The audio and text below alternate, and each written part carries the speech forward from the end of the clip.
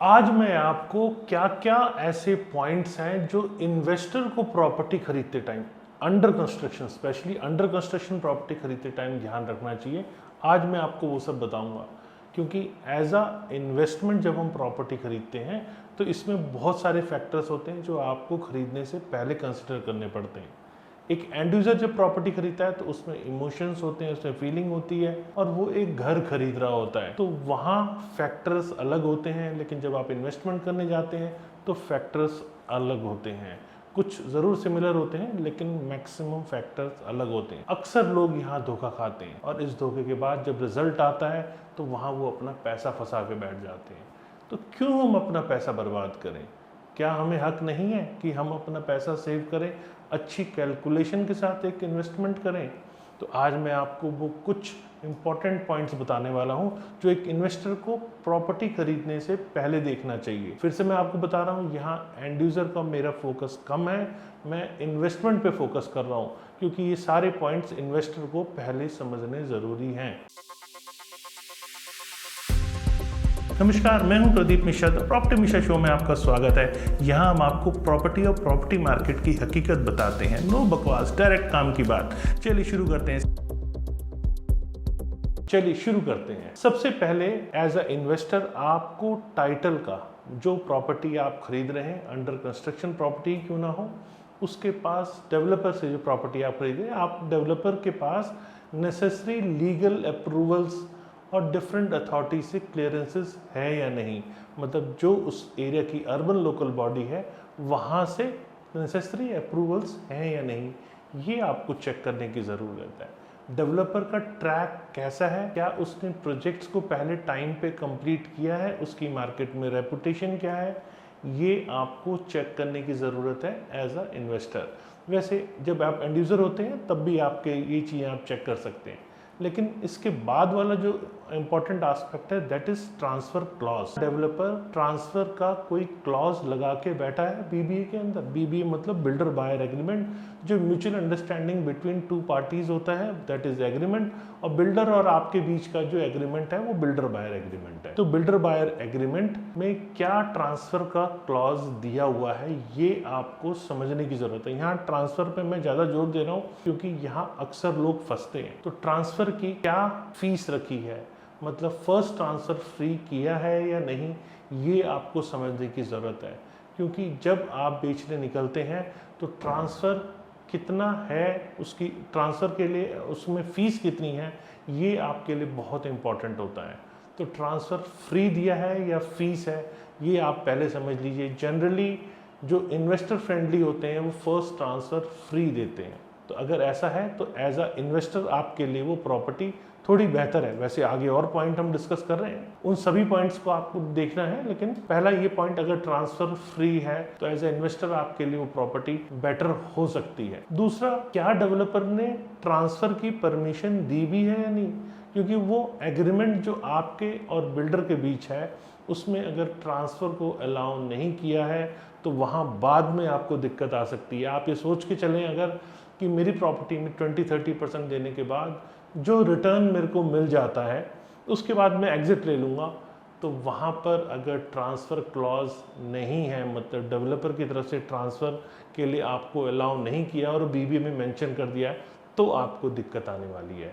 As a investor आपको ये ज़रूर समझना है कि क्या डॉक्यूमेंटेशन चार्ज है और क्या प्रोसेस उसका है, और डेवलपर ने कहीं हद तक रिस्ट्रिक्ट तो नहीं किया। क्योंकि कई बार देखा जाता है कि जब तक डेवलपर का अपना पूरा स्टॉक सोल्ड नहीं हो जाता तब तक वो आपकी ट्रांसफ़र को रोक के रखता है, और वहाँ एज अ इन्वेस्टर प्रॉपर्टी में अप्रिशिएशन आ भी जाता है। क्योंकि कई बार जब डेवलपर प्रॉपर्टी रेट रिवाइज करता है तो धीरे धीरे आप देखते होंगे कि आपकी प्रॉपर्टी पे अप्रिशिएशन आने लगा, लेकिन वो फील गुड फैक्टर ही ना रह जाए। अगर ट्रांसफ़र क्लॉज उसके अंदर डाला ही नहीं है, आपको अलाउ ही नहीं किया है, वहाँ डेवलपर के रेट भले ही आगे बढ़ जाए लेकिन आपकी प्रॉपर्टी में ट्रांसफ़र नहीं हो पाएगा और आप प्रॉफिट दिख भी रहा होगा लेकिन उसे फील नहीं कर पाएंगे, क्योंकि जब तक आप उसे बेचेंगे नहीं तब तक प्रॉफिट आपका बुक नहीं होने वाला है। फिर बात आती है ट्रांसफर चार्जेस की। आखिर डेवलपर आपसे क्या ट्रांसफर अलाउ अगर है तो उस पर क्या चार्ज वसूल रहा है। देखिए अमूमन देखा जाता है कि 50 रुपीज से 1000 रुपीज पर स्क्वायर फीट तक ट्रांसफर चार्जेस होते हैं, जो अपने आप में ये ह्यूज होते हैं। मतलब एक कहीं हद तक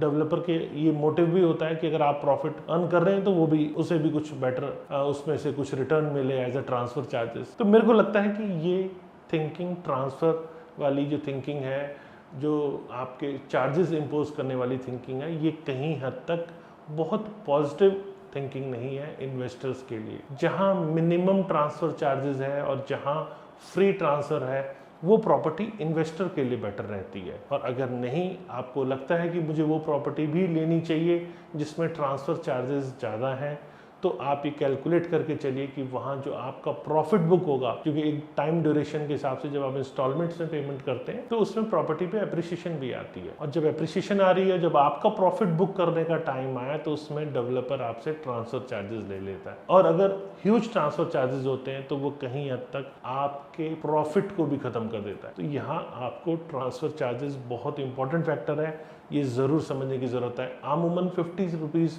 पर स्क्वायर फीट से लेकर 1000 रुपीज़ पर स्क्वायर फीट के बीच में मार्केट में ट्रांसफ़र चार्जेस का चलन है। फिर बात करते हैं टैक्स इम्प्लीकेशंस की, क्योंकि यहाँ टैक्स इम्प्लीकेशन भी आपके पॉकेट पे फ़र्क डालने वाला है। तो किस टाइप के टैक्सेस हैं? फॉर एग्जांपल, ट्रांसफ़र के ऊपर जीएसटी एप्लीकेबल होता है 18%। मान लीजिए आपने कोई प्रॉपर्टी 6500 की बाई की और अप्रॉक्सीमेटली 350 रुपीज़ पर स्क्वायर फीट उसमें ट्रांसफ़र चार्जेस हैं, तो ये ट्रांसफ़र चार्जेस अप्रॉक्सीमेटली आप पे 20 to 23 लाख रुपीज़ के आसपास होते हैं। तो ह्यूज ट्रांसफ़र है, मतलब आपकी प्रॉपर्टी अगर 30 लाख बढ़ भी गई तो 20 to 23 लाख रुपीज़ तो यहाँ पर आपको ऐसा ट्रांसफ़र चार्जेस देना पड़ रहा है। लेकिन यहाँ साथ में टैक्स इम्प्लीकेशन वाला पॉइंट ये आपके लिए इसीलिए इंपॉर्टेंट हो जाता है क्योंकि 18% जीएसटी लगा देते हैं तो 26-27 लाख के आसपास की ये प्रॉपर्टी पड़ जाती है आपको। मतलब यहाँ आपको डेवलपर को देना है अपने प्रॉफिट में से। जो प्रॉफिट आया नहीं आया वो आपके लक के ऊपर है, मार्केट कंडीशंस के ऊपर है, लेकिन यहाँ आपको अपनी जेब से ये चार्जेस भी पे करने पड़ते हैं। तो ये आप ज़रूर एक बार देख लें। फिर कैपिटल गेन, क्योंकि जब आप शॉर्ट टर्म पे प्रॉपर्टी बेचते हैं तो आप कैपिटल गेन भी आपको लगता है, तो कैपिटल गेन आप पे कितना आ रहा है ये भी आप देख लें। इसके लिए आप अपने सीए से ज़रूर कंसल्ट कर लें कि आपको कैपिटल गेन इसमें कितना देना पड़ सकता है। बेनिफिट्स एंड स्कीम, आज की मार्केट में ट्रेंड है कि अंडर कंस्ट्रक्शन प्रॉपर्टी इसीलिए ज़्यादा सेल होती है क्योंकि डेवलपर का पेमेंट प्लान फ्लेक्सिबल होता है, उसके अंदर कई बार बायबैक के ऑप्शंस होते हैं, एश्योर्ड रिटर्न दिए जाते हैं। एश्योर्ड रिटर्न किसी भी तरह से इलीगल है, वो पॉन्जी स्कीम्स हैं, लेकिन मार्केट में चल रहा है, लोग खरीद रहे हैं, और जब तक लोग खरीद रहे हैं तब तक लोग बेच भी रहे हैं। तो as a buyer, as a investor, दोनों में आपको एश्योर्ड रिटर्न टाइप की प्रॉपर्टी नहीं लेनी चाहिए क्योंकि वो एश्योरेंस है, वो पॉन्जी स्कीम्स है। इसके ऊपर और बाद में मैं डिटेल में वीडियो बनाऊंगा, आपको वो भी बताऊंगा कि किस तरह ये पॉन्जी स्कीम्स वर्क करती हैं और कैसे आपकी जेब को खोखला कर देती हैं। लेकिन बायबैक, एश्योर्ड रिटर्न जैसी स्कीम्स ये डेवलपर ट्रांसफर के टाइम पे रिवोक कर लेता है। तो ये भी आपको समझने की जरूरत है कि ऐसे केस में अगर ट्रांसफ़र हो रहा है आपका तो वो स्कीम्स आगे ट्रांसफ़र सेकंड पार्टी को होगी या नहीं, ये आपको लेने से पहले समझने की ज़रूरत है। अगर ये चीज़ ट्रांसफरेबल है तो मुझे लगता है कि वो कंपनी इन्वेस्टर फ्रेंडली है, वो चाहती है कि आप भी कुछ अर्न करें, और नेचुरल सी बात है अगर डेवलपर कोई प्रॉपर्टी डेवलप कर रहे हैं तो वो भी कुछ अर्न कर रहे हैं, तो दोनों विन विन सिचुएशन पे हो। लेकिन अगर ऐसा नहीं है, वो सारी स्कीम्स आगे ट्रांसफ़र नहीं हो रही, तो आपको ऐसी प्रॉपर्टी खरीदने से पहले बचना पड़ता है। कई बार पार्किंग को लेके भी होता है कि आपने एक एडिशनल पार्किंग ले ली और वो पार्किंग बाद में जो सेकंड बायर है उसको पसंद नहीं आई, उसने कहा मुझे एडिशनल पार्किंग नहीं चाहिए, तो क्या वो आपका वापस रेट में एडजस्ट हो जाएगा? ये भी आपको लेने से पहले समझने की ज़रूरत है। जो गवर्नमेंट सबवेंशन स्कीम जो पूरी तरह से बैन है, वो भी मार्केट में बहुत ज़्यादा फ्लोट हो रही है। अगर ऐसी सबवेंशन स्कीम में आपने लिया है, 1090 के प्लान में लिया है, तो जनरली डेवलपर आपको जो ईएमआई आपको बैंक को पे करनी पड़ती है वो आपके अकाउंट में देता है, आपको उसे बैंक को देना पड़ता है। तो इस केस में अगर डेवलपर ने वो ईएमआई पे नहीं की तो आपका लोन डिफ़ॉल्ट पे होगा, आपका सिबिल ख़राब होगा, आपकी अपनी क्रेडिबिलिटी ख़राब होगी। तो ये आपको समझ के चलना है। वहाँ जो आप ROI देख रहे हैं कि मैं सिर्फ 10% दे के ROI ले रहा हूँ, वो कहीं हद तक उसमें स्टेक के ऊपर आ जाता है, क्योंकि वहाँ ROI तो बात की बात है, अगर डेवलपर ने इंस्टॉलमेंट्स आपके अकाउंट में नहीं दी, जो कि ये गलत है, इस तरह की जो प्रैक्टिस है वो बिल्कुल गलत है। लेकिन तब भी मान लीजिए आप खरीद रहे हैं ऐसी प्रॉपर्टी, क्योंकि बाज़ार में चलन है, बहुत लोग खरीदते हैं, तो आप ऐसी प्रॉपर्टी खरीद रहे हैं, तो यहाँ आपको बचने की ज़रूरत है। अगर डेवलपर सीधा इंटरेस्ट बेयर कर रहा है और सबवेंशन स्कीम है और आपको लगता है कि मेरे को यहाँ प्रॉफिट आ जाएगा, क्योंकि रिटर्न ऑन इन्वेस्टमेंट आने की बहुत सारी कैलकुलेशंस है, मैं अगर बताना शुरू करूँगा तो शायद मेरे को 3 घंटे का वीडियो बनाना पड़ जाए, तो ये आपके लिए भी टफ हो जाएगा इतना मुझे बेयर कर पाना। तो अगर आप इन्वेस्टमेंट करते हैं तो मैं सजेस्ट करूँगा कि एक बार पहले मिलके आप समझ लीजिए, क्योंकि जब मैं समझ पाऊँगा आपको कि आपको एक्चुअल आपकी नीड क्या है, क्योंकि इन्वेस्टमेंट आपकी नीड के हिसाब से होती है, जब तक आपकी नीड नहीं समझ में आती है तब तक वो प्रॉपर इन्वेस्टमेंट नहीं होती।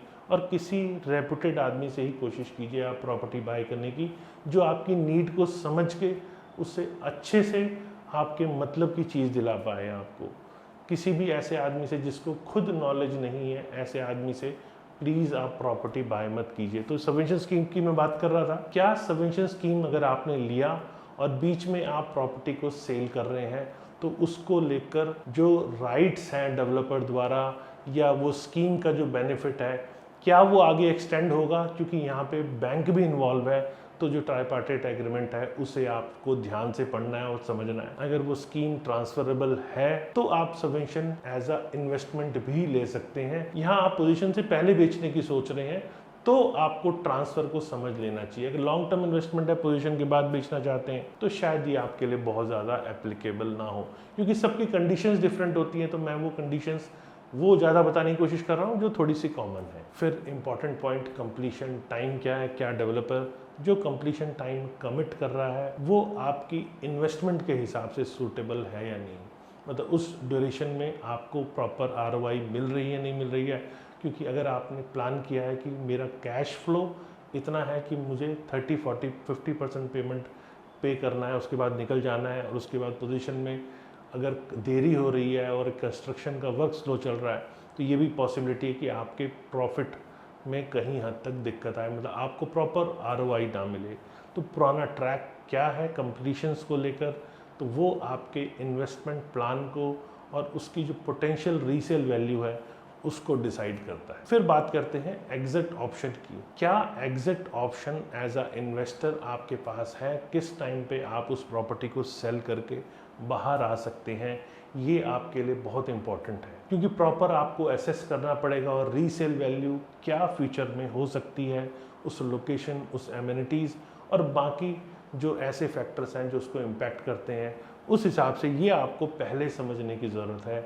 तो अगर आप उसे प्रॉपर एसेस कर पा रहे हैं तभी आपको राइट टाइम पे प्रॉपर्टी से एग्जिट मिलेगा, क्योंकि जब तक एग्जिट नहीं मिलेगा आपको तब तक वहाँ आप प्रॉफिट तो बुक नहीं कर पाएंगे। और हम हमेशा आपके लिए काम की बात लेके आते हैं, क्योंकि हमारा मेन मोटिव ही है नो बकवास, डायरेक्ट काम की बात। उम्मीद है आपको हमारा वीडियो पसंद आया होगा। अगर वीडियो पसंद आया तो लाइक कीजिएगा, कमेंट सेक्शन में बताइएगा वीडियो कैसा लगा। फ्यूचर में और ऐसे वीडियोस देखने के लिए सब्सक्राइब कीजिएगा, और ये भी बताइएगा मेरे को कि कमेंट सेक्शन में और किस टाइप के वीडियोस आप देखना चाहते हैं, क्योंकि मैं आपके सारे कमेंट्स पढ़ता हूँ और जिस हिसाब से आपकी डिमांड आती है मैं कोशिश करता हूँ उस पर आपको कंप्लीट इन्फॉर्मेशन ला के दूँ।